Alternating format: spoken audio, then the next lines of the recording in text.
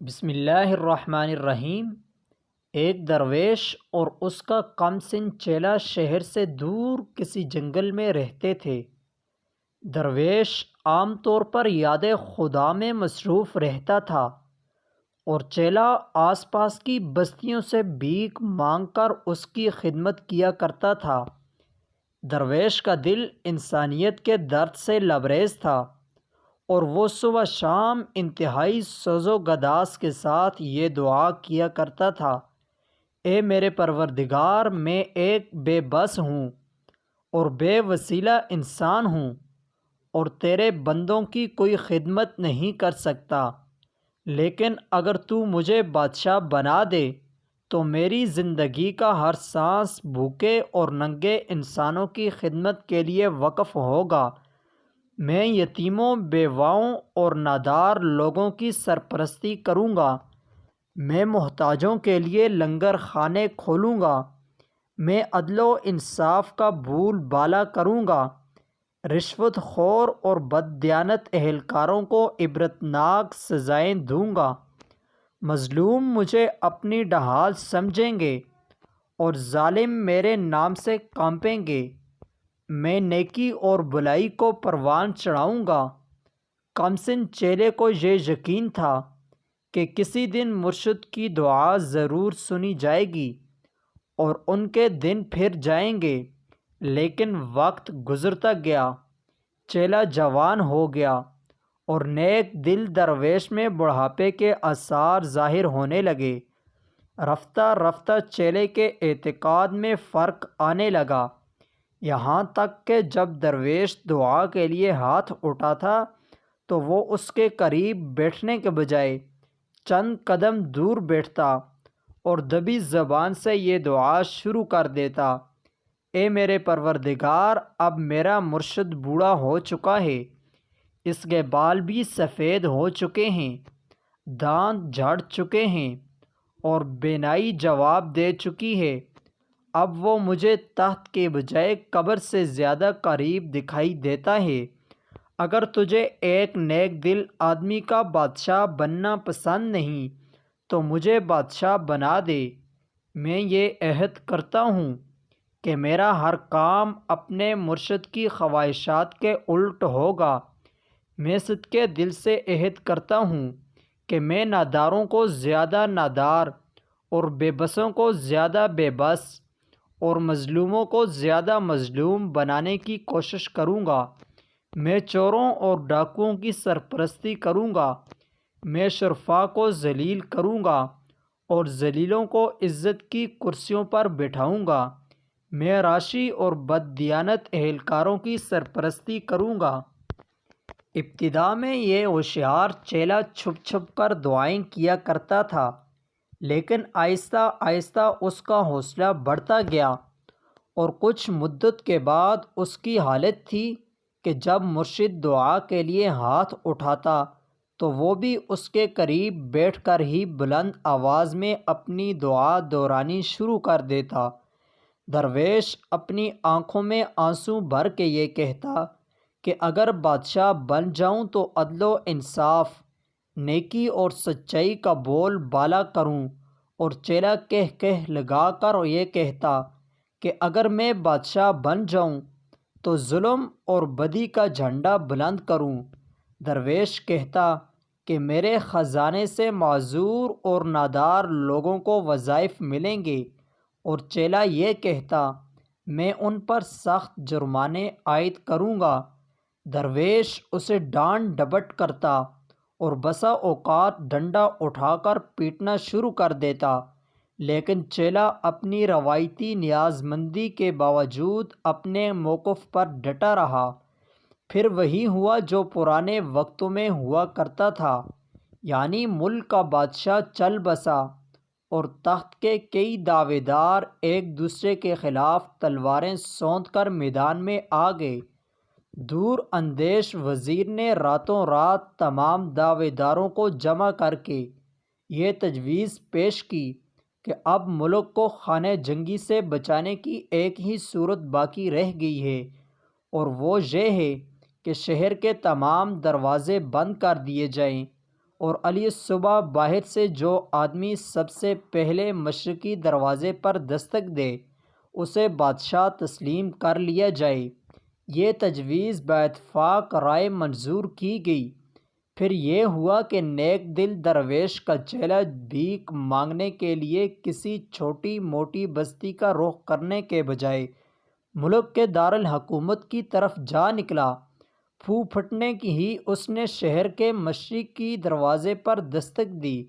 پہرے داروں نے دروازہ کھول کر اسے سلامی دی اور امراء اسے ایک جلوس کی شکل میں شاہی محل کی طرف لے گئے۔ نئے بادشاہ نے تخت پر رونق افروز ہوتے ہی یہ حکم جاری کیا کہ میری سلطنت میں جتنے درویش، فقیر اور سادھو ہیں انہیں کسی تاخیر کے بغیر گرفتار کر لیا جائے۔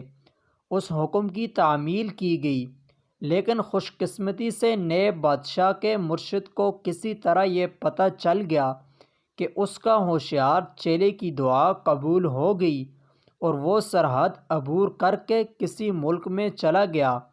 اس کے بعد جو ہوا وہ کسی تشریح یا تبصرے کا محتاج نہیں۔ نئے بادشاہ نے پوری مستعدی اور دیانتداری کے ساتھ اپنے تمام وعدے پورے کیے۔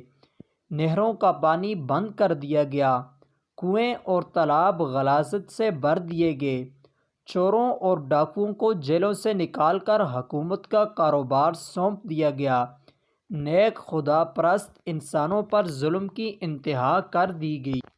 غرض ان دانشمندوں کو سر چھپانے کے لیے جگہ نہیں ملتی تھی جنہوں نے ملک کی بھلائی کے لیے ایک گداگر کو تخت پر بٹھا دیا تھا۔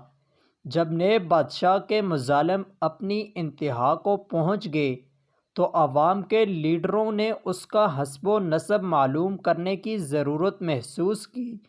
سابق وزیر اعظم کی قیادت میں ایک وفد تلاش بسیار کے بعد بادشاہ کے مرشد کی خدمت میں حاضر ہوا اور اس سے فریاد کی کہ خدا کے لیے ہمیں اس بلائے ناگہانی سے نجات دلائیے۔ عمر رسیدہ درویش اپنے چیلے کے سامنے جانے سے گھبراتا تھا، لیکن ارکان وفد کی گریہ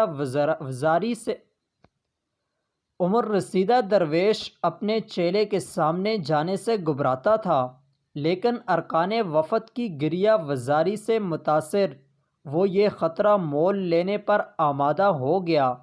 جب وہ دربار میں حاضر ہوا تو بادشاہ سلامت کو اپنے پیر و مرشد کی طرف دیکھتے ہی اپنا ماضی یاد آ گیا اور اس نے مرعوبیت کے احساس سے مرعوب ہو کر کہا، پیر و مرشد فرمائیے میں آپ کی کیا خدمت۔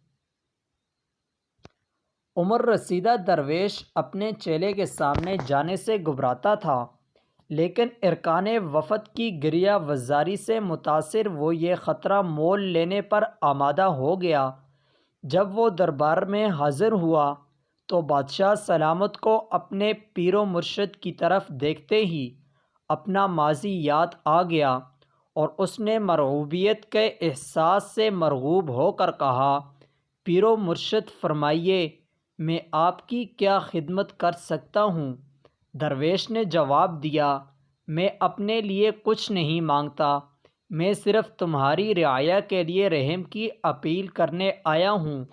تم اقتدار کے نشے میں وہ زمانہ بھول گئے ہو جب بھیک مانگا کرتے تھے۔ خدا سے ڈرو، یہ سب فانی ہے، اگر ہو سکے تو موت سے پہلے کوئی نیک کام کر لو۔ بادشاہ نے تلخ ہو کر جواب دیا، دیکھیے قبلہ، آپ میری قوت برداشت کا امتحان لینے کی کوشش نہ کریں۔ یہ آپ کی خوش قسمتی ہے کہ آپ میرے مرشد ہیں اور میں آپ پر ہاتھ ڈالتے ہوئے گھبراہٹ محسوس کرتا ہوں۔ آپ مجھے جی بھر کر گالیاں دے سکتے ہیں، لیکن خدا کے لیے ان لوگوں کے ساتھ کسی نیکی کا مشورہ نہ دیں۔ آپ کو یاد ہے کہ ہم دونوں ایک ہی وقت میں دعا مانگا کرتے تھے، پھر کیا وجہ ہے کہ آپ کی دعا قبول نہ ہوئی اور قدرت نے مجھے بادشاہ بنا دیا؟ اگر ان لوگوں کے اعمال ٹھیک ہوتے اور قدرت کو ان کی بھلائی مقصود ہوتی تو آپ ان کے بادشاہ بنتے، لیکن یہ بدبخت تھے، انہیں اچھے برے کی تمیز نہ تھی، اور قدرت ان کی بدعمالیوں کی سزا دینے کے لیے مجھے بادشاہ بنا دیا۔ اب میں مرتے دم تک اپنا پروگرام پورا کرتا رہوں گا۔ اگر قدرت کو ان کی گریہ وزاری پر رحم آ جائے اور میری زندگی کے دن پوری ہو جائیں تو ہر بات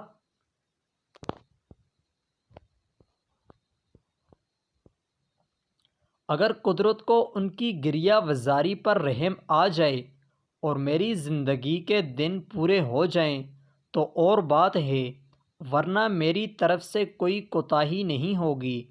نیک دل درویش نے جواب دیا، برخوردار، تم بالکل ٹھیک کہتے ہو۔ اگر یہ لوگ قدرت کی طرف سے کسی انعام یا بہتر سلوک کے مستحق ہوتے، میری عمر بھر کی دعائیں رائیگان نہ جاتیں۔ یہ لوگ جنہوں نے میرے بجائے تمہارے سر پر تاج رکھ دیا ہے، اس قابل نہیں ہیں کہ ان پر رحم کیا جائے۔ تم شوق سے اپنا کام جاری رکھو، آج ہمارا حال بھی یہی ہے۔